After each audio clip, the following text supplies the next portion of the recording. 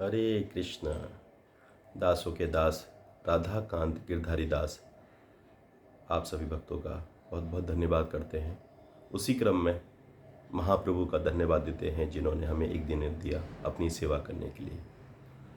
तो श्री श्री राधा माधव, अष्टसखी, पंचतत्व, विघ्न विनाशक श्री लक्ष्मी नरसिंह भगवान, कृष्ण कृपा मूर्ति ऐसी भक्ति वेदांत शिला प्रभुपाद, परम पूज्य गोपाल कृष्ण गोस्वामी, गुरु महाराज, समस्त वैष्णव जन, गुरु परंपरा की कृपा से आज की जो हमारी सेवा है, भगवान के चरणों में प्रार्थना करते हैं कि हे प्रभु, आप सभी भक्तों पर कृपा बनाए रखें।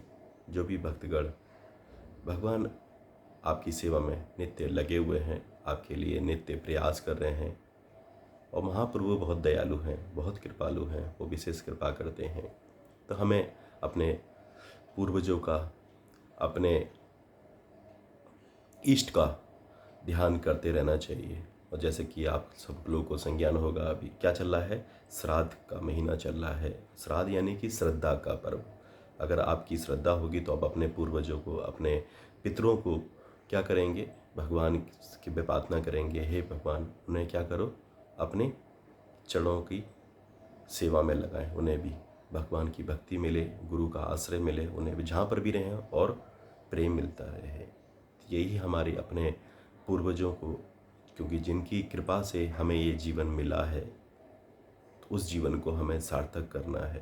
तभी हम शिव जीवन सार्थक कर सकते हैं जब हम महाप्रभु को अपना जीवन सार्थक करेंगे, उनकी सेवा में रत रहेंगे, तभी महाप्रभु हमसे खुश होंगे। तो उन्हीं की ब्लेसिंग से ही हमारे कौन है, हमारे ईष्ट, हमारे पितृ सभी खुश हो सकते हैं। उन्हें अपनी सेवा में मिलेगी, उन्हें अपनी ब्लेसिंग्स मिलेगी, तभी हम भगवान की कृपा प्राप्त कर सकते हैं।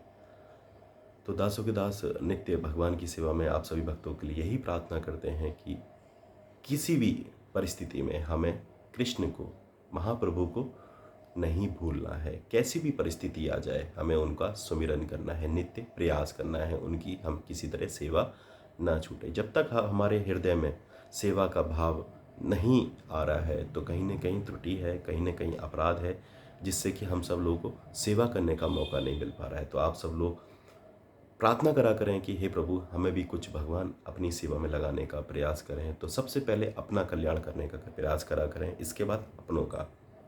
बार बार हम प्रयास करते हैं, अपना वही है जो आपको भव से पार ले जाने का प्रयास करे। तो उसी क्रम में हम सब लोग निरंतर कृष्ण की चर्चा जारी है। प्रयास करते हैं कि नित्य हमसे कोई भूलवश कोई त्रुटि ना हो, कोई हमसे कोई अपराध ना हो जाए, भगवान उसे माफ़ करा करें, हमें सद्बुद्धि दें। हम अज्ञानी हैं, हमें कुछ नहीं आता है, हम आपसे सीख रहे हैं। दिन प्रतिदिन हम लोग आपसे कुछ ना कुछ नया सीखने को मिलता है डेली हमें। तो उसी क्रम में हम सब लोग जो चर्चा कर रहे हैं, बहुत अच्छी चर्चा चल रही है आज की डेट में। एक अट्टू बंधन, विवाह के जो वचन होते हैं, 7 वचन होते हैं, उस वचन पर हम सब लोग चर्चा कल भी करी थी। आज हम लोग का दूसरा दिन है, उस पर हम लोग चर्चा कर रहे हैं।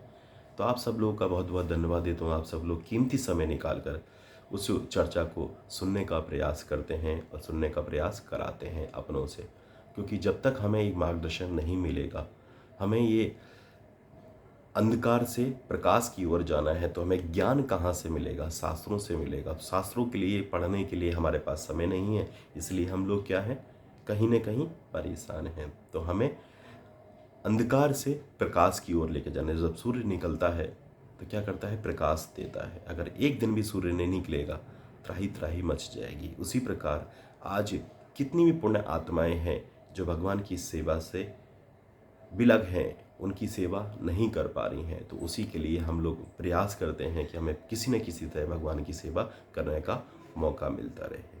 तो कल की जो चर्चा है उससे आगे हम लोग चर्चा करेंगे। अभी हम लोगों ने कल जो चर्चा करी थी, तीसरा वचन था, उसको दोबारा दोहराएंगे हम लोग। वर वधु को वचन देता है कि घर में धन और समृद्धि लाने का अथक प्रयास करेगा और अपने संतानों को शिक्षा देने का उत्तम प्रबंध करेगा और उनकी लंबी आयु की कामना करेगा। वधु अपने पति को वचन देती है कि वह संसाधनों और अपने प्रेम को केवल अपने पति को समर्पित करेगी और अन्य सभी पुरुष उसके जीवन में गौर रहेंगे। वे अपने पति के प्रति निष्ठावान रहेगी और सदैव पतिव्रता धर्म का पालन करेगी। नंबर 4 वचन है, वर वधू को अपने जीवन में विवाह के पवित्र बंधन में प्रवेश प्रदान करने व उसे सुंदर व पूर्ण बनाने के लिए धन्यवाद देता है। वर वधू को वचन देता है कि वह अपने दोनों परिवारों के प्रति सम्मानजनक व्यवहार करेगा और वधू को अपने प्रमुख निर्णयों में सम्मिलित करेगा। वधू अपने पति को वचन देती है कि सभी धार्मिक प्रतिबद्धताओं, अनुष्ठानों, पारिवारिक प्रतिबद्धताओं में घर के पक्ष में रहने और उसके निर्णयों को स्वीकार करने का संकल्प लेती है। वह उसके दृष्टिकोण पर विचार करेगी और अपने निर्णय में उन्हें सम्मिलित करके उनका सम्मान करेगी। वह उनकी रक्षा के लिए उसके सामने दीवार की भांति अडिग होगी और उसके लिए अपना जीवन बलिदान करने के लिए तैयार रहेगी। तो 5वां वचन है हम लोगों का, वर वधू से कहता है कि वह उसकी सर्वोत्तम शुभ चिंतक और मित्र है। वर वधू को वचन देता है कि वह सुख और दुख में प्रेम व सहयोग द्वारा एक दूसरे को साथ देंगे। वधू अपने पति को वचन देती है कि मैं आपकी सभी इच्छाओं को पूर्ण करने का प्रयास करूंगी। आपका सुख व दुख मेरा भी सुख दुख है। जब तक मैं जीवित हूं, आप पर विश्वास और आपका सम्मान करती रहूंगी। 6वां वचन है, वर कहता है वधू ने उसका हृदय प्रसन्नता से भरकर प्रफुल्लित कर दिया। वह अपने जीवन भर ऐसा ही रहने का अनुरोध करता है। वधू कहती है कि वह उसकी पक्षकर होगी। संपत्ति व दंपत्ति ईश्वर से प्रार्थना करती है कि उन्हें सुख, आनंद और समृद्धि से भरा एक स्वस्थ और लंबा जीवन प्रदान करें ताकि वे एक दूसरे के प्रति अपने कर्तव्य और उत्तरदायित्व को निभा सकें। 7वां वचन है, वर घोषणा करता है कि अब हम पति पत्नी हैं, हम अनंत काल के लिए एक दूसरे के हैं। वधू भगवान को साक्षी मानकर स्वीकार करती है, मैं तुम्हारी पत्नी हूँ और हम सब एक साथ प्रेम पूर्वक एक दूसरे को सम्मान देते हुए आनंदमय जीवन यापन करेंगे। वे सभी पवित्र 7 वचनों को पवित्रता और सम्मानजनक विधि के साथ पालन करने, एक दूसरे के प्रति आत्मीयता और प्रेम भाव प्रदर्शित करते हुए जीवन पथ पर एक साथ चलने और अपने पारिवारिक कर्तव्यों का वहन करने का संकल्प करते हैं। विवाह एक महत्वपूर्ण प्रसंग है जिसके अंतर्गत पति पत्नी को एक दूसरे के कल्याण के लिए संकल्प लेना होता है।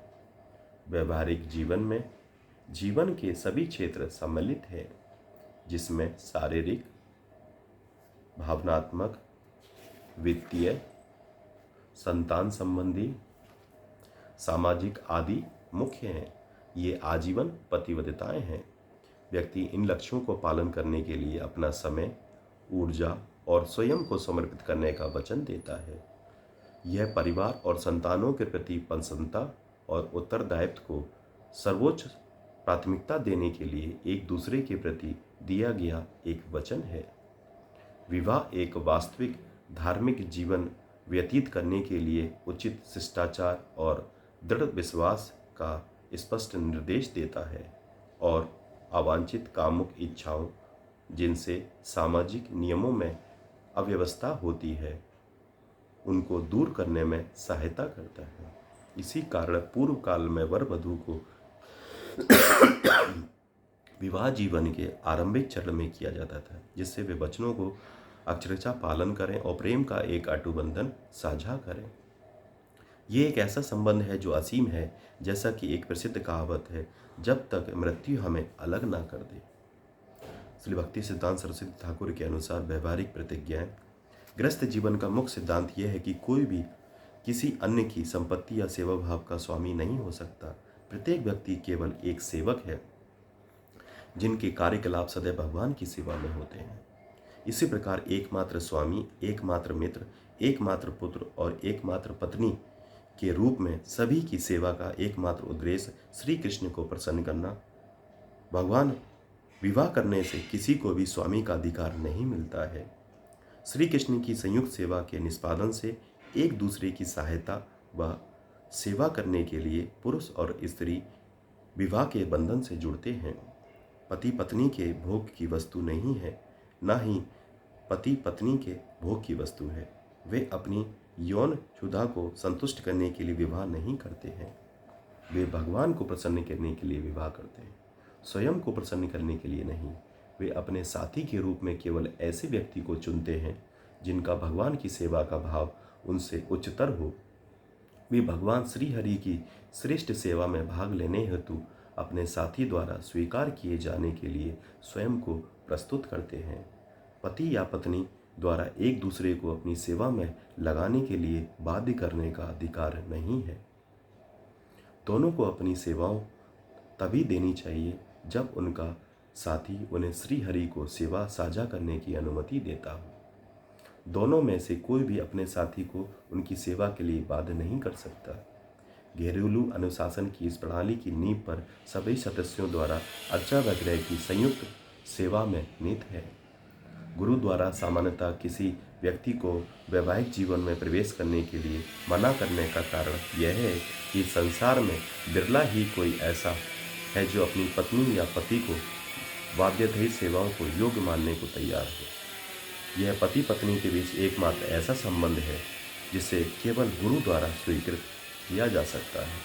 पति पत्नी का संबंध पर श्रील प्रभुपाद सिद्धांत प्रभु का जो तात्पर्य है वो बहुत ही विचारणीय है, हमें इस पर मनन करना चाहिए। तो अगर आप लोग चाहते हैं आपके नंबर पर नित्य श्रीमद् भगवद गीता का श्लोक, शाम को कृष्ण कथा, कृष्ण चर्चा मिलती रहे, तो आप 9411166837 पर हरे कृष्णा भेज दें। हमारी टीम आपको भेजने का प्रयास करा करेगी। अगर आप चाहते हैं कि आप अपने साथ साथ अपनों का कल्याण भी करें तो आप कृष्ण चर्चा, गीता श्लोक अपनों को जरूर भेजा करें। भगवान इस कार्य से बहुत प्रसन्न होते हैं। अगर जीवन में प्रसन्नता लेनी है, हरि का नाम को अपने जीवन में जोड़ें। देखिए जीवन आनंदमय हो जाएगा। और ज़्यादा से ज़्यादा हरि के नाम को जपने का प्रयास करें। हरे कृष्ण कृष्ण कृष्ण हरे हरे, हरे राम राम राम हरे हरे। निताई गौर प्रेमानंदे। हरि हरि बोल।